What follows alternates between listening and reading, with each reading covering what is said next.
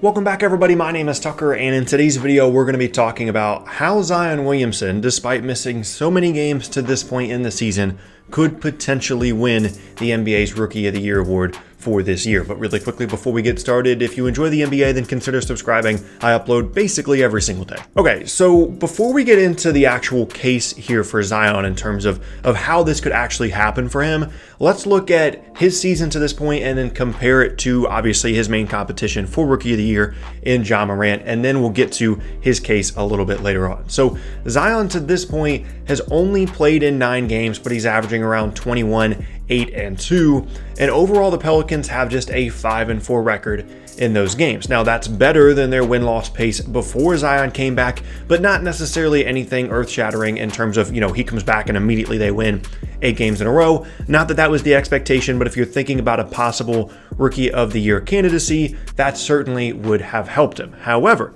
2 of those losses came in the first 2 games in which he came back when he was on a minutes restriction. So since he has played at least 27 minutes per game in every single game that he's played since then, they're 5-2, which is a little bit more aligned with that idea and that argument that him coming back is having this huge positive impact on this team. Now, the other interesting part is the scoring average, because if he maintains that pace of around 21 points per game, it'll be slightly less than last year's Rookie of the Year winner in Luka Doncic, but other than that, it would be the highest points per game average for a Rookie of the Year winner since Blake Griffin back in 2011, and he's doing that in just 27 minutes per game. So certainly statistically, he has been wildly impressive to this point, even in just a very small sample size. But what about things other than the statistics? How does he look when he's actually playing? Well, unfortunately, he hasn't made a 3 since that crazy first game in which he made a couple, but overall, he honestly looks exactly like what we thought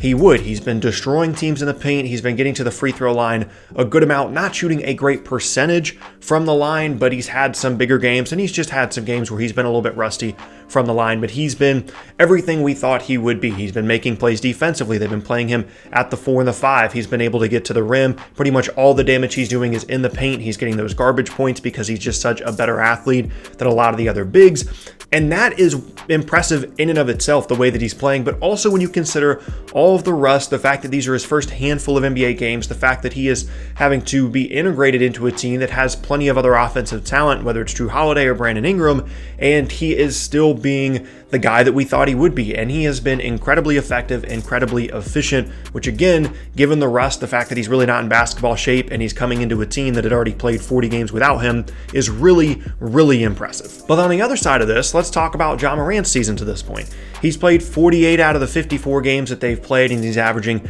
right around 18 and 7, and he's been pretty efficient from a turnover standpoint as well as from the field, especially for a rookie point guard. That's probably the toughest transition in the NBA, to go from someone that is running a college offense to then being a high volume point guard in the NBA that's running a lot of things for his team. Now, he's not doing everything. He's not on like a LeBron or a Luka level in terms of doing everything on the court with his usage rate, but he is still really impactful, and that transition in terms of his efficiency specifically, it's not just about his volume, but he's doing it in a way that's actually helping them win games, has been really impressive. And as of right now, they're 4 games up on the next closest team, which is Portland, for the 8th seed, and then the next 2 closest teams are San Antonio and New Orleans, 5 games back of the 8th seed. And with less than 30 games left, suddenly already, at this point in the season, it's kind of crazy that it doesn't feel like we've played that many games, but suddenly, we're almost at the AllStar break and we're at less than 30 games for a lot of these teams. That significant of a lead, whether it's 4 games or 5 games, depending on the team, is really significant as the games continue to dwindle. And he's been the favorite for the entire season, right? Like ever since it became clear that Zion was going to be out for a good amount of time, Morant has established himself as the guy, and he's had a fantastic rookie season. But with the return of Zion, and not just that, but how well he's played, the conversation needs to be had about the possibility that this Rookie of the Year race isn't quite over just yet, which is weird for me to say because just a few days ago, I was tweeting about this and I was looking into the video making this and I was like, there's no way that Zion could come back and win this. Morant has been there the entire time. Zion is just now coming back, and it's not like this is weak competition. It's not like this is a Malcolm Brogdon, Joel Embiid situation. Like, Morant is having a legitimate Rookie of the Year and borderline all-star caliber season to this point. So the fact that Zion could just come back and steal that away from him with less than half the season to go and almost, a third or a quarter of the season left to go would be unthinkable. But the more you look into it, I think you can start to build a case around a Zion Williamson Rookie of the Year win this season. All right, so first let's talk about the problems with Zion's case as Rookie of the Year, and then we'll get to the path and what it could potentially look like for him to actually win it. So the first big issue here is obvious. It's the missed games and the fact that at this point, even if he plays every single game the rest of the way, Zion would only have played 37 games this season. He's played 9 so far. He missed 1 game since coming back originally. He missed a game with an ankle injury, and so the maximum now that he can play is 37. And the lowest number of games played by a Rookie of the Year winner in a full NBA season, not a lockout season, in a full NBA season, the lowest number of games played by a Rookie of the Year winner was Patrick Ewing with 50 in the 1985-86 season. So that at this point is the low bar. That's the threshold that you presumably would have to cross in order to win the Rookie of the Year award in the NBA. Now, the best historical example of this is Joel Embiid, which I briefly mentioned earlier.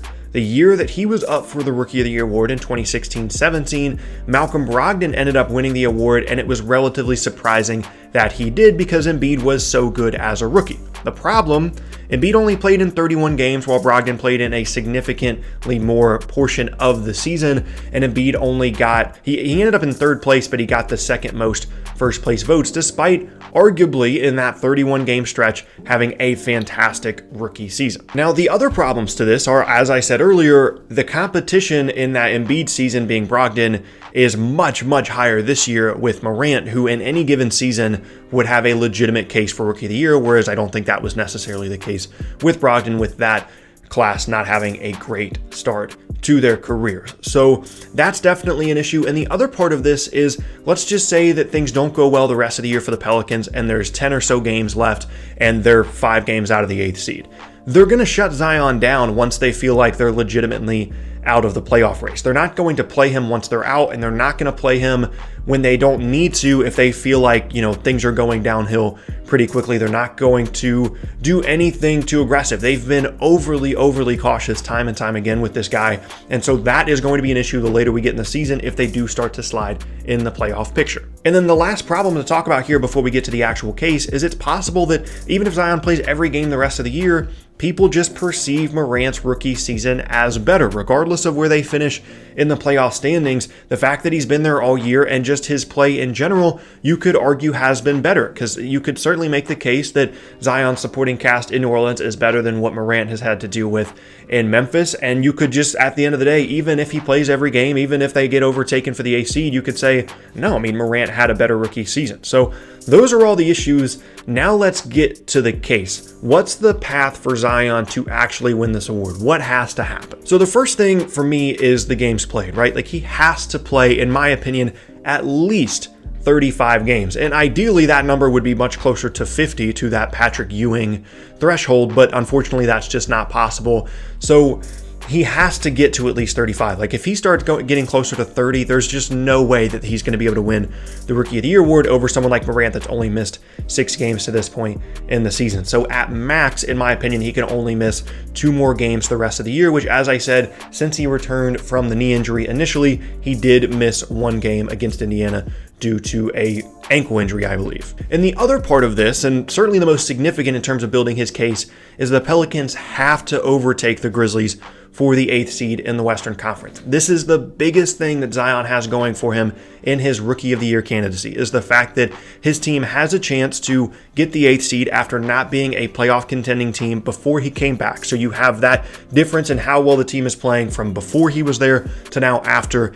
And the competition for that 8th seed is also his direct competition for the Rookie of the Year award in Morant. There's no possible way that Williamson can win the Rookie of the Year award without his team making the playoffs over the Grizzlies. As I said, they're 5 games out with 30 or so games left. That's going to be really, really tough for them to overcome that. However, there are some things working in their favor. They've got 3 games left against the Spurs, who they're right there with in the playoff standings this season, and 2 more games against Memphis. And Tankathon, according to them, in terms of strength of schedule the rest of the way, according to winning percentage. So there's other ways to calculate strength of schedule, but just strictly in terms of winning percentage, the Grizzlies have the toughest remaining strength of schedule in the entire NBA, and the Pelicans have the weakest. So there is certainly an opportunity here for New Orleans to push for the postseason, for Zion to not necessarily carry this team, but be a big part of their turnaround from before he was there to now once he's come back and pushing for the postseason. And that is the best thing he can do for his candidacy, is beat the Grizzlies both times. They play them twice in March, I believe, overtake them for the 8th seed, have a great rest of the season, play 35 games, and suddenly his candidacy for Rookie of the Year starts to look a lot better. Now, going back really quickly to that historical Patrick Ewing example of playing 50 games and winning Rookie of the Year, interestingly, the record really didn't matter here, nor did the games played, because Ewing played 50 games, and the 2 guys that he was in direct competition for the award that year were Xavier McDaniel for the Sonics and Karl Malone for the Jazz, and they both played 82 and 81 games respectively, and the Jazz made the playoffs, and the Sonics had a better record than the Knicks, and the Knicks had the worst record in the league, and Patrick Ewing only played 50 games, but he still ended up winning the award, presumably because he was just that dominant in that season. So there is a slight precedent for a player that didn't play nearly as many games as the next couple closest guys in the race and didn't have as good of a record in winning the award, but it's a pretty big outlier within Rookie of the Year race history. And then the last part of this case, the last thing that Zion has going for him to win the Rookie of the Year, is just the media's love for him, and everybody wants to see this guy succeed, and the media loves Ja as well. He's been getting plenty of hype, deservedly so, but nobody is going to get more media attention for how well they're playing other than, the top tier stars in the league outside of Zion Williamson. Like, nobody is going to get more attention for that, and people want this for him, and there's going to be a lot of support in the media as well as by fans for this guy to win the race. So if they can get to the 8th seed, if he can play 35 games the rest of the way and play extremely well the way that he has been, I do think it's possible. I think there's a case to be made here, and then we can all get excited about the possibility of a Zion versus LeBron first round series. You've got AD playing the Pelicans after they traded him away. There's a lot of storylines there for that potential 1-8 matchup that people are definitely going to want to see. There's excitement around that, and then before you know it, Zion ends up winning the Rookie of the Year. I think that's definitely a possibility. And like I said, initially I started looking into it and I was like, there's no way that he's going to play 30 something games and win Rookie of the Year. But contextually, there's a lot of things potentially working in his favor as long as they make the playoffs and he continues to play well. I could actually see this happening. And there you have it. That is going to be the end of today's video, and I thank you all very much for watching. Once again, my name is Tucker. If you missed any of my previous videos, then be sure to check out the boxes on screen. Thanks again, and I'll see you all next time.